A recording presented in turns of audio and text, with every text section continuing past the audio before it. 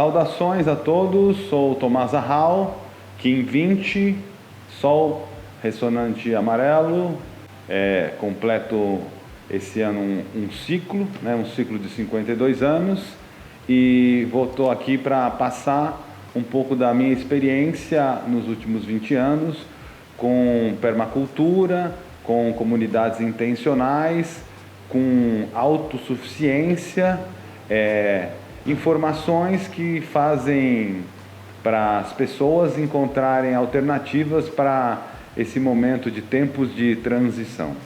Eu estou falando aqui de São Paulo, da base biorregional 1320 Jacutinga Centro Cultural, um núcleo do Instituto 13 Luas. Temos um trabalho aqui há 20 anos, né, buscando representar a rede de arte planetária e levar a informação da lei do tempo para a sociedade local de como buscar a cultura de paz e as ferramentas 1320 de uma forma integrada para trazer maior consciência e maior harmonia na vida de quem tiver assim interessado nesse processo. Um dos aspectos bastante importante quando buscamos encontrar uma forma de atuar, né, uma forma regional de estruturar um trabalho, é pensarmos nas características do biorregionalismo. O biorregionalismo, ele vai focar a economia, as ações na comunidade local. Com a cidadania planetária, nós podemos ter uma visão global e reforçar a nossa questão biorregional, ou seja, uma retroalimentação das redes e dos movimentos, dos núcleos, procurando compartilhar estas experiências.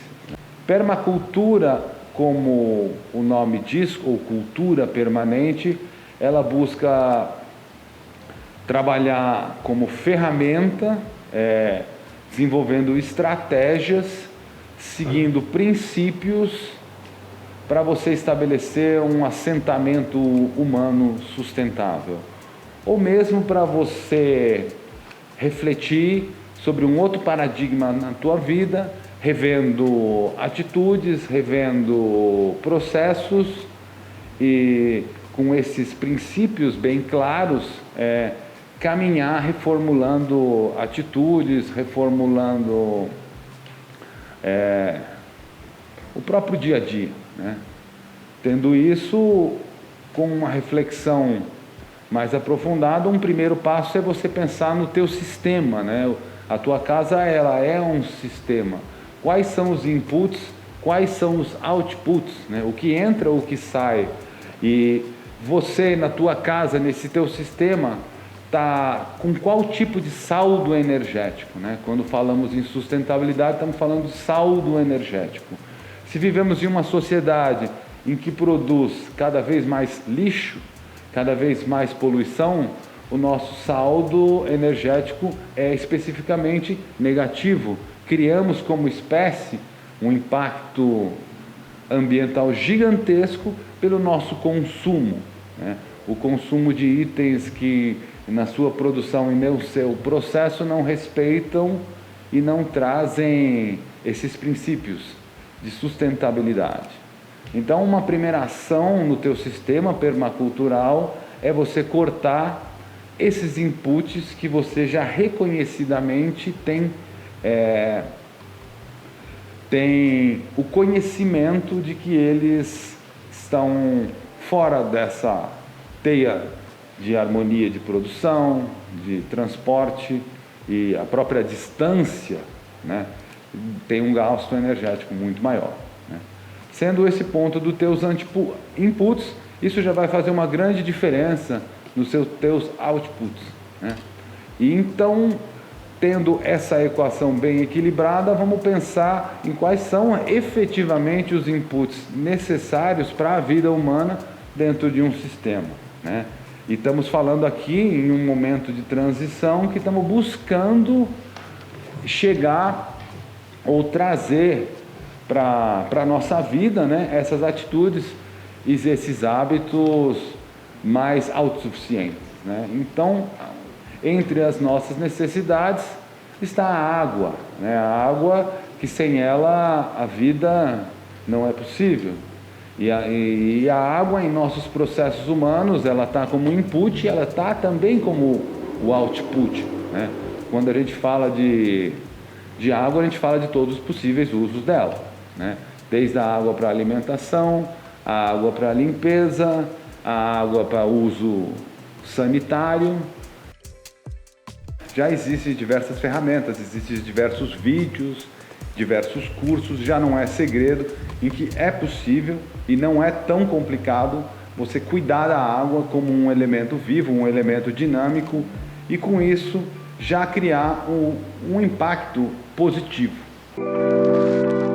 Os alimentos, eles podem entrar, como falamos anteriormente, da questão geral do consumo, mas os alimentos especificamente, eles podem e deveriam vir da agricultura orgânica, da agricultura agroecológica, né, que tem um sistema de produção onde beneficia o solo, você cria solos férteis, que são uma das maiores questões da sustentabilidade planetária, da biodiversidade, você ter solos férteis, né?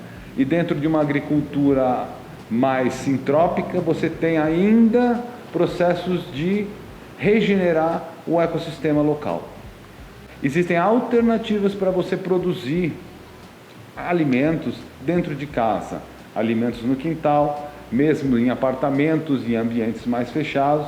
Hoje também não é segredo técnico como para trabalhar nesse contexto, né? Produzindo alimentos, você come, você gera também no ciclo dos nutrientes, você vai gerar resíduos. Resíduos orgânicos, eles podem ser compostados, né? Como sabemos, a compostagem, ela é um processo de decomposição que pode ser controlado, onde você produz nutrientes como adubo para o teu próprio cultivo.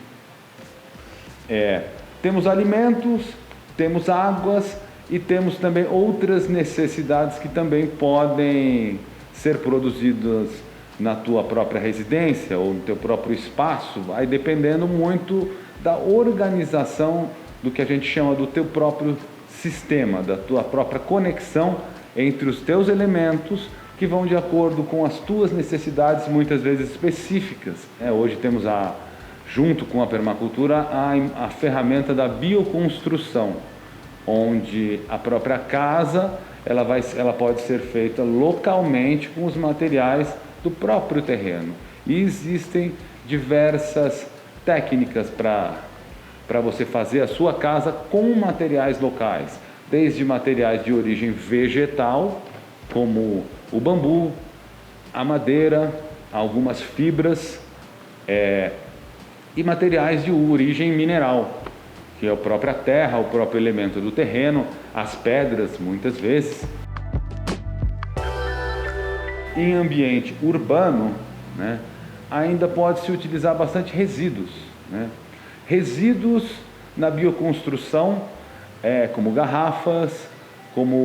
garrafas prensadas, os tijolos ecológicos ou ecobricks, resíduos como garrafas, resíduos como plástico, uma vez eles prensados, né, uma vez eles compactados dentro de uma outra garrafa maior, uma garrafa PET, eles servem praticamente como um tijolo.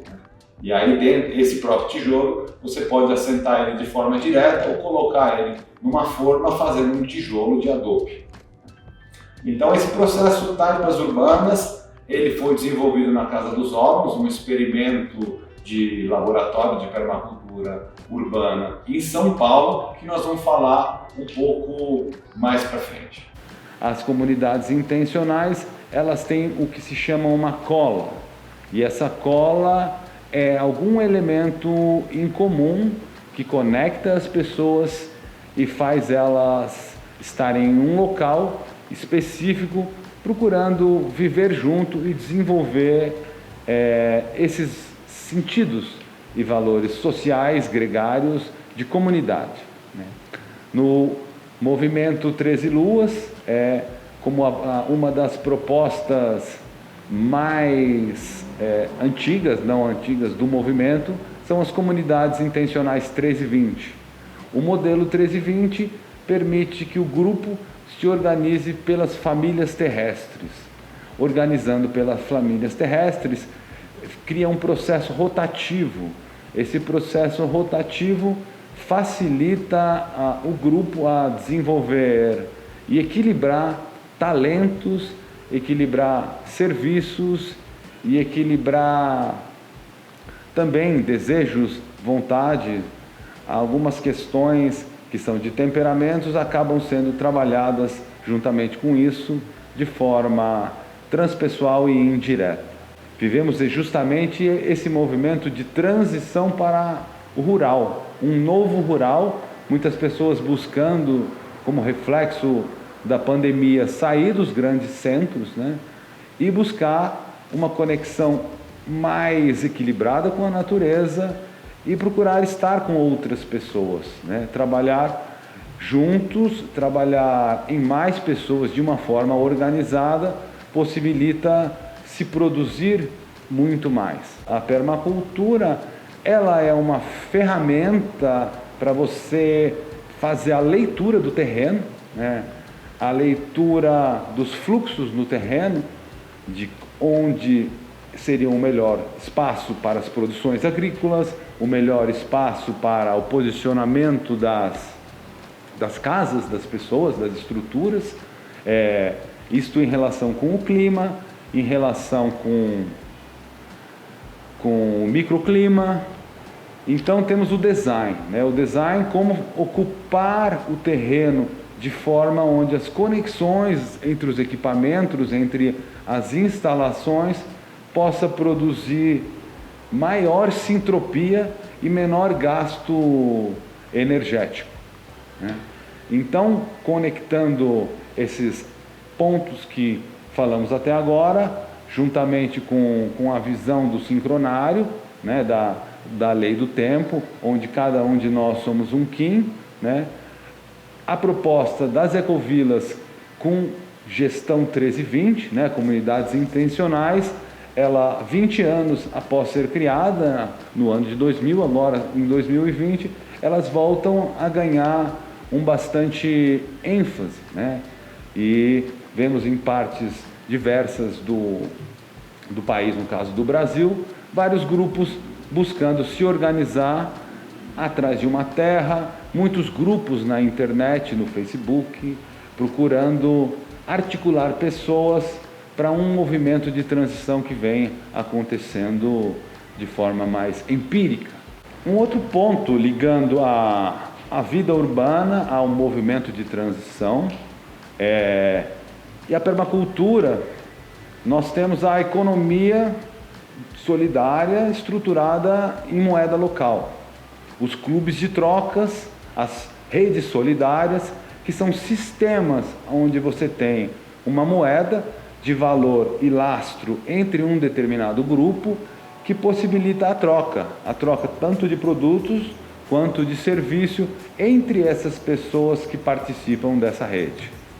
Isso cria uma retenção de riqueza biorregional, uma vez em que as pessoas efetivamente não estão colocando o dinheiro em um banco globalizado, elas estão colocando os seus recursos em bens, e esses bens eles são intercambiados em um sistema onde localmente essas pessoas se encontram de tempos em tempos, criando feiras e criando também situações para esse convívio social.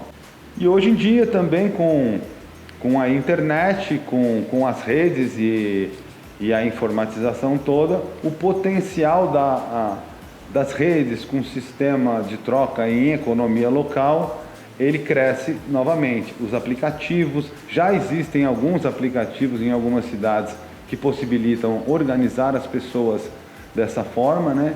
Esta realmente é uma alternativa de transição econômica que abre portas, né?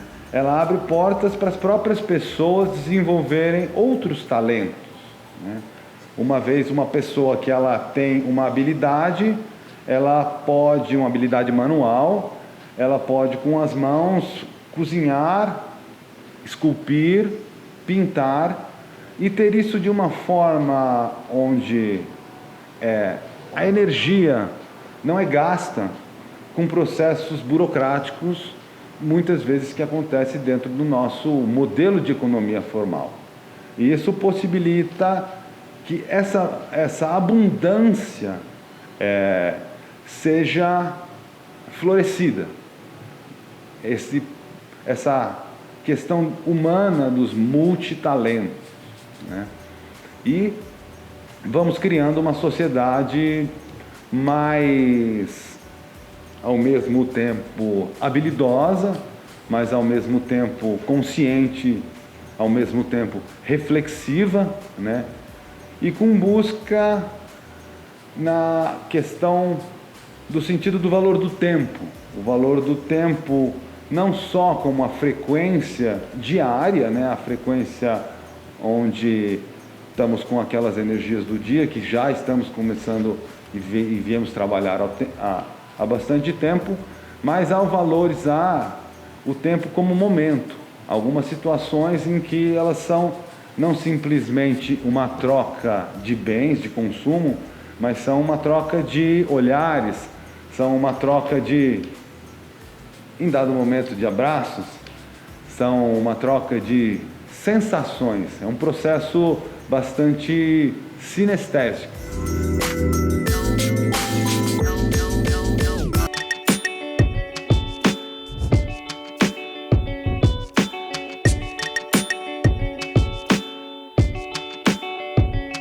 Incorporado o uso de resíduos, tecnologias de baixo impacto, sistemas de captação de água de chuva, sistemas de saneamento de baixo impacto, a fossa de bananeira ou a roda de bananeira, como é conhecida. Temos também opções de se plantar comida o mais próximo de você, com formas de telhado verde, hortas verticais, canteiros elevados, sistemas de aquaponia. A Casa dos Ólons surgiu para testar esses modelos, para buscar apresentar para a sociedade outro mundo é possível mesmo dentro da cidade. A Casa dos Ólons também surgiu com um espírito comunitário, de ser, além de uma comunidade, de ser uma ecovila, ou representar os princípios da ecovila em uma escala bem menor, em uma escala micro, né? Onde você tem pequenas moradias, onde você tem espaços compartilhados, o banheiro, por exemplo, compartilhado, o banheiro seco, o chuveiro e outras estruturas são no quintal, de forma a serem compartilhadas e foram construídas em coletivo, com o objetivo de se praticar esses princípios das ecovilas.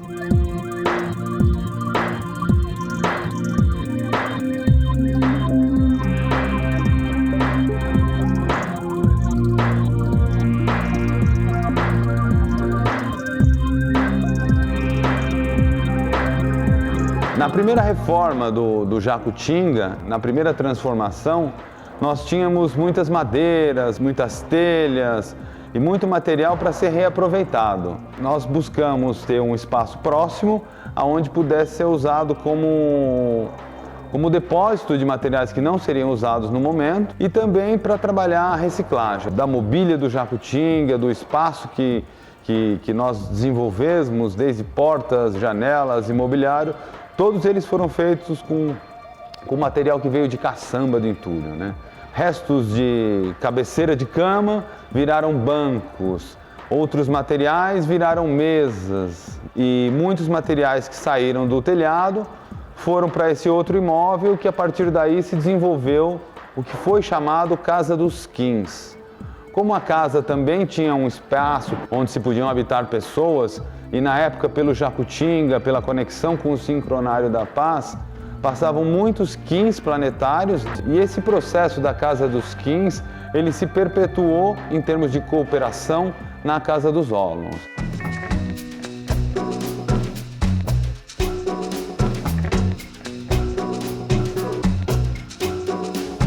A Casa dos 15 foi praticamente um ensaio para a Casa dos Zoólogos. Tanto que quando tivemos que nos mover de Casa dos 15 e para um novo espaço, né, buscamos um espaço em que tivesse as mesmas características de ser um imóvel com bastante espaço, um imóvel em que fosse baratíssimo o aluguel e que ele tivesse praticamente caindo aos pedaços, né? E com esse monte de entulho e o trabalho cooperativo, nós começamos a erguer as estruturas, praticamente com madeiras recicladas de caçamba, muitas coisas que vieram mesmo da Casa dos 15, madeiras, telhas.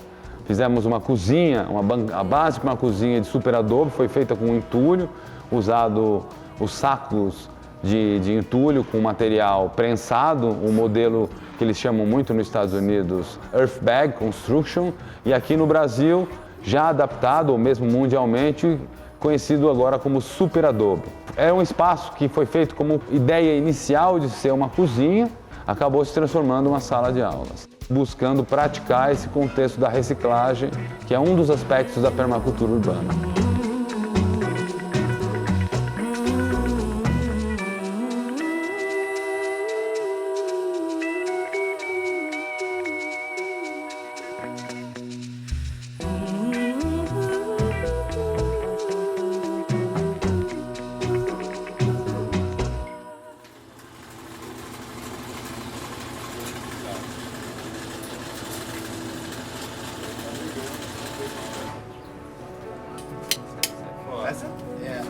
Ele está conectado num momento vivo de transformação também. É uma coisa que ela não é teórica, você está sentindo. E o legal é juntar pessoas dessa vez. A Casa dos Zoólogos, ela depois de um tempo ganhou o contexto de um laboratório, né? Um laboratório de permacultura urbana, e nesse laboratório nós praticamos os principais quesitos de você criar um habitat permacultural, né?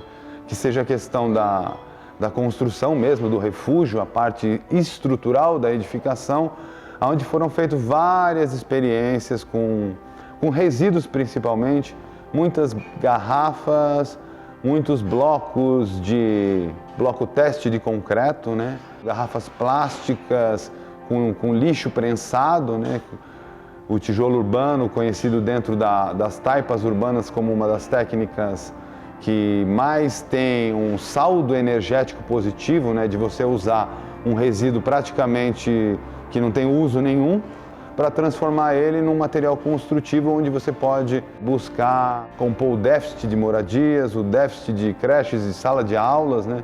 Pode ser feito cozinhas, muros, tudo pode ser feito com material reciclado, desde que você siga com harmonia, um pouquinho de entendimento de física, de matemática, e o conhecimento da construção civil básico.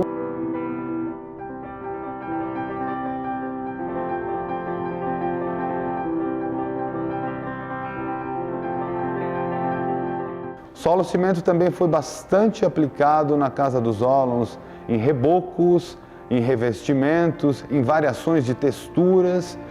Outros materiais que também foram usados de uma forma experimental foi bastante o tijolo, o vidro, usando e seguindo a técnica do tijolo armado, né? O tijolo armado você usa ele montando uma estrutura armada de ferro e depois revestindo os buracos, os miolos com garrafas ou mais tijolos e outros materiais que compõem a parede. Você cria uma estrutura bastante original. E outro aspecto da pesquisa do laboratório de permacultura urbana, né? Considerando um habitat, é a questão da água. Temos a própria filtragem da água e o consumo dela em descargas, em lavagem, na rega dos jardins principalmente, né? Usamos um sistema de irrigação com telhado verde combinado com a captação de água de chuva para produzir comida na cidade, né?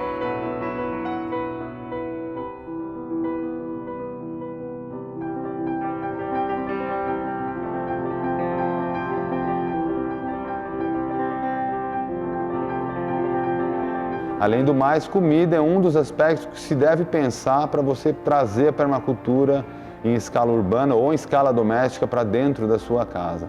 Aonde você vai plantar o mais próximo de você.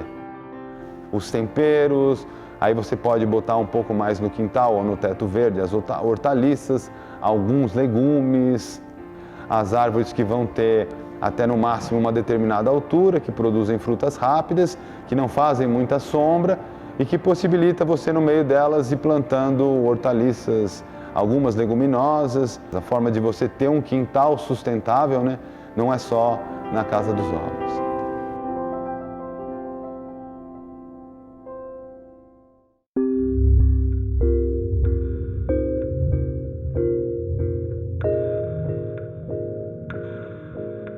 Uma das maiores dificuldades para se plantar comida, muitas vezes no teto verde, são os gatos, né?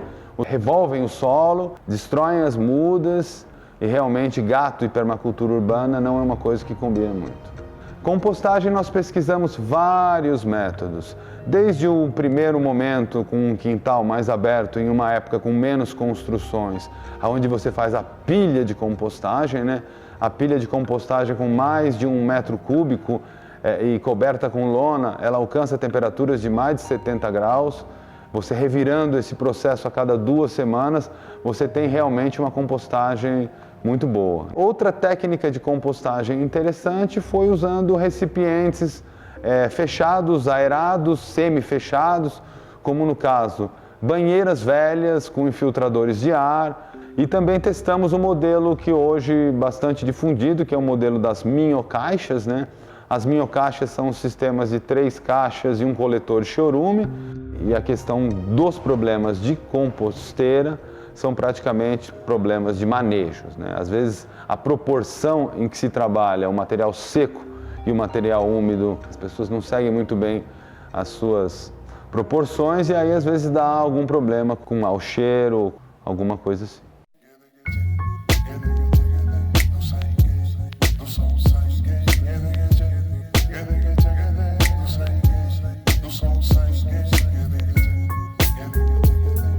A Casa dos Olmos teve vários ciclos de ativistas, né?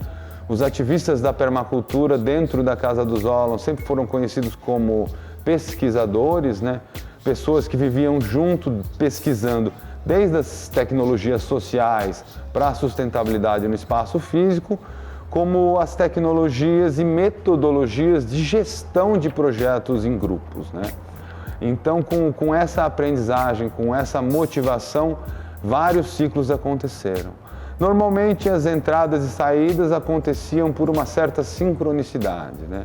Muitas vezes a casa estava precisando de uma determinada pessoa com um determinado perfil e por alguma razão mágica essa pessoa aparecia naquele momento. Muitas vezes também quando o tempo de um ciclo interno já se trabalhou, a energia que se precisava trabalhar, as pessoas aprenderam e realizaram a troca que precisavam realizar, o ciclo se renovava.